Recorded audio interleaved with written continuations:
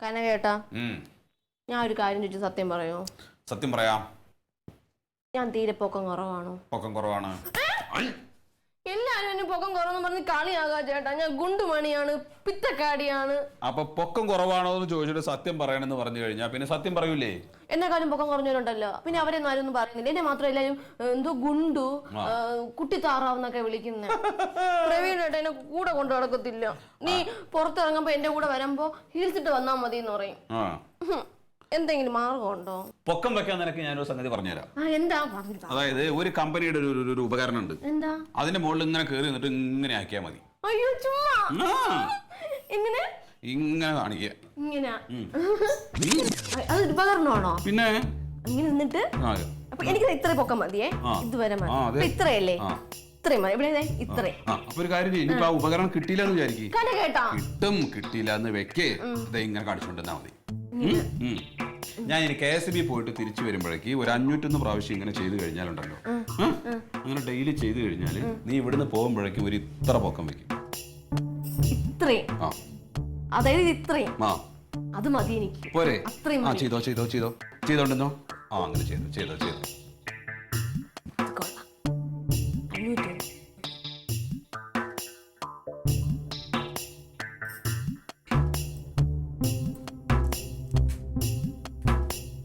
അമ്മാവാ, ഒന്ന് ഇങ്ങോട്ട് വന്നേ. അമ്മാവന് വലിയ കാര്യം ഉണ്ടായിരുന്നു ആ പെണ്ണിനെ ഇങ്ങോട്ട് കൊണ്ടുവരേണ്ടത്. എന്തേ? അമ്മാവൻ എന്തിനാ ആ പെണ്ണിനെ ഇങ്ങോട്ട് കൊണ്ടുവന്നേന്ന് എന്റെ മനസ്സമാധാനം പോയി. അതിന് ഞാൻ കൊടുന്നതല്ലോ, ആ കുട്ടി ഒരു മാസം നിൽക്കാൻ വേണ്ടിട്ട് വന്നല്ലേ.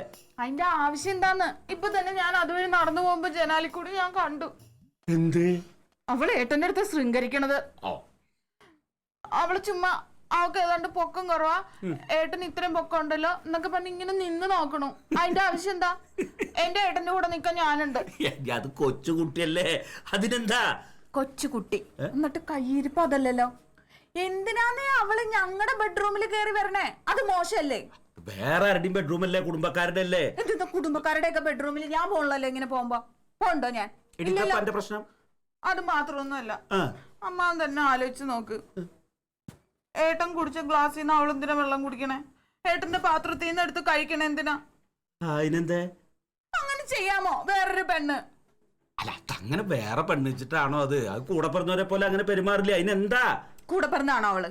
അല്ലല്ലോ, തുമ്മിയാ തെറിക്കണ ഏതാണ്ട് ഒരു ബന്ധമുണ്ട്, അത്രയല്ലേ ഉള്ളൂ. ഈ വേഷം കെട്ട് കാണിക്കേണ്ട കാര്യമൊന്നുമില്ല അവക്ക്. ഏട്ടനാണെങ്കിൽ അതിനൊക്കെ താളം തുള്ളി നിക്ക. അതെ, നിനക്കിപ്പോ എന്താ കുഴപ്പം? ഇനി അങ്ങനെയൊന്നും ഇല്ല. അങ്ങനെ ഉണ്ടെങ്കിൽ ഞങ്ങളൊക്കെ അറിയില്ലേ.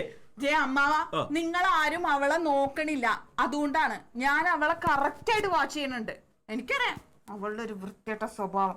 ഞാൻ അന്നേ പറഞ്ഞതല്ലേ ഈ പരിപാടി വേണ്ടാന്ന്. അന്ന് അമ്മാവൻ പറഞ്ഞല്ലോ, എല്ലാം ഞാൻ ഏറ്റു. എന്നിട്ടിപ്പോ എന്തായി? അല്ല, എനിക്ക് എന്റെ കണ്ണോണ്ട് അങ്ങനെയൊന്നും തോന്നിയില്ല. ഇനിയിപ്പൊ അങ്ങനെ ഉണ്ടെങ്കിൽ മാമൻ നോക്കാം.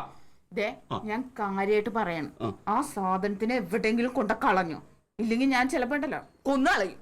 അത് വേണ്ട, ഞാൻ നോക്കട്ടെ. ഇനിയിപ്പോ അങ്ങനെ ഉണ്ടോ നോക്കട്ടെ. ഇനിയിപ്പോ വിദേശത്ത് വേറെ സ്ഥലത്തൊക്കെ ഉള്ള പെണ്ണുങ്ങൾ വന്നതല്ലേ, എന്താ പെരുമാറണം എങ്ങനെയാന്ന് അറിയില്ല. മാമ നോക്കാം. അതിന് വെറുതെ ചാടി കളിച്ച് പ്രശ്നമൊന്നും ഉണ്ടാക്കല്ലേ. സത്യാവസ്ഥ അറിയാണ്ട് ഒന്നും ചെയ്യണ്ട. അപ്പൊ ഇനി അവളെങ്ങാനും ഇവിടെ കിടന്ന് തുള്ളി കളിക്കണ കണ്ടിട്ടുണ്ടെങ്കിൽ കൊരണം പൊത്തി ഒരെണ്ണം കൊടുക്കും ഞാൻ, പറഞ്ഞേക്കാം. അപ്പൊ എന്റെ അടുത്തേക്ക് വരരുത്.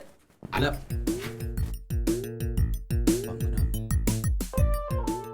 കാറ്റു വന്നു കള്ളനെ പോലെ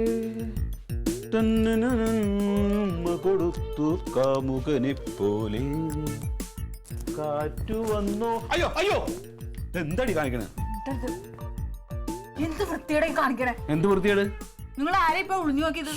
ഒളിഞ്ഞു നോക്ക്? ഞാനെന്റെ തൊപ്പി നോക്കിയതല്ലേ. ഒളിഞ്ഞു നോക്കണത് എന്താ? ആരും ഒളിഞ്ഞു നോക്കണു? നിങ്ങൾ ഇത്രയും കാലം ഉണ്ടായിട്ട് ഈ തൊപ്പി നോക്കല് ഞാൻ കണ്ടിട്ടില്ലല്ലോ. എന്തൊക്കെ നീ പറയണ? എനിക്കൊന്നും മനസ്സിലാവില്ല. സാധാരണ തൊപ്പി കണ്ടില്ലെങ്കിൽ ജമതി പറഞ്ഞ് ഇവിടെ കിടന്ന് വിളിച്ചു പോണാണല്ലോ. ഇന്നെന്താ തൊപ്പി കാണാനില്ല? എന്താ തൊപ്പി നാണാവില്ലല്ലോ മനുഷ്യ ആ പെണ്ണിനെ ഇങ്ങനെ ഒളിഞ്ഞു നോക്കാൻ. എന്തെന്നാ നീ പറയണ ജവന്തി? നീ അങ്ങനെയാണെങ്കിൽ തന്നെ അവളെന്തിനീ ഒളിഞ്ഞു നോക്കണത്? അവളിവിടെ ഉണ്ടല്ലോ, നേരിട്ട് കണ്ടാ പോരെ. എനിക്ക് ദേഷ്യം വന്ന എങ്ങനെ ഇരിക്കുന്ന അറിയാമോ? എന്താ നിന്റെ പ്രശ്നം? എനിക്ക് മനസ്സിലാവണുണ്ട് 2-3 ദിവസമായിട്ടുള്ള ഇളക്കം. എന്തിളക്കുന്ന? അതെ, നിനക്ക് എന്തോ മാനസികമായിട്ട് പ്രശ്നം ഉണ്ട് കേട്ടോ. എനിക്കല്ല മാനസിക പ്രശ്നം. ഇതിന്റെ ഉള്ളിലേ നിറച്ച് വേഷം കയറിയിരിക്കുക. അത് ആദ്യം എടുത്ത് കളാ. എന്തെന്നാണ് ജവന്തി നീ മര്യാദക്ക് ആ പെണ്ണിനെ ഇവിടുന്ന് പറഞ്ഞു വിട്ടോ, അതാ നമുക്ക് നല്ലത്. എങ്ങനെ അതൊക്കെ പറയാ? അതൊക്കെ മോശല്ലേ? അല്ലെങ്കിൽ നിങ്ങൾ നന്നാവാൻ തീരുമാനിക്കണം. എനിക്കിനി ഇത് കൂടുതൽ നന്നാവാൻ പറ്റുമോ? അല്ല പറ്റുമോ? ഇത് പറ. അപ്പൊ ഞാൻ കണ്ടല്ലോ നിങ്ങളുടെ സ്വയം നന്നാവൽ. കുട്ടി ഞാനത് തൊപ്പി നോക്കിയതാണെന്ന്. ഈ തൊപ്പിന്ന് നിങ്ങൾക്ക് പറയാൻ നാണാവണില്ലേ? പിന്നെ നീ ഞാൻ സ്ക്രൂ ഡ്രൈവർ ആ തൊപ്പി എടുത്തിട്ട് വന്നേ. എവിടെ? നിങ്ങളുടെ തൊപ്പി ഞാൻ വിഴുങ്ങി. ഇനി മേലെ ആ പെണ്ണിന് നോക്കോന്ന് കനക, നീ ഇന്നലെ ഹെൽമെറ്റ് എടുക്കാൻ മറന്നാ? അയ്യോ, ഞാൻ ഇനി ഹെൽമെറ്റ് നോക്കാൻ സ്ഥലമൊന്നുമില്ല ബാക്കി വീട്ടിൽ. ഞാൻ വീട്ടിൽ ചെന്നപ്പോ 2 എണ്ണം കിടക്കണം, പിന്നെ രാവിലെ തരാന്ന് കരുതി. ആ ആയിക്കോട്ടെ. അപ്പൊ എന്നാ ശരി കേട്ടോ.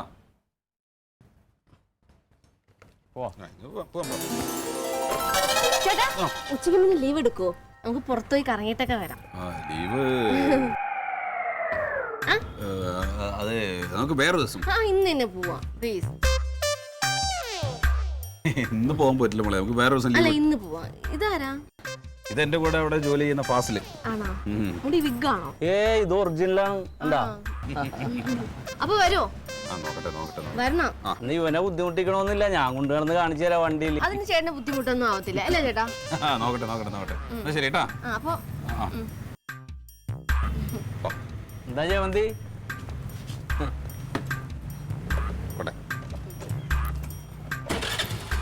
ടാറ്റാ.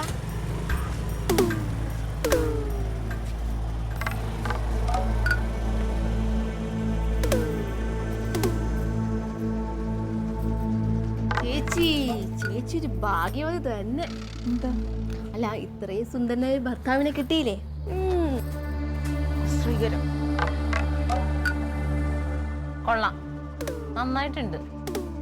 അവളെന്തേ കാണിക്കണ? അവന്റെ കയ്യിലൊക്കെ കയറി പിടിക്കണ എന്തിനാടി അവള്? എന്റെ ജീവിതം പോയി. ആ മീനാക്ഷി അമ്മയുടെ മോക്ക് സംഭവിച്ച പോലെ തന്നെയാവും അവസാനം.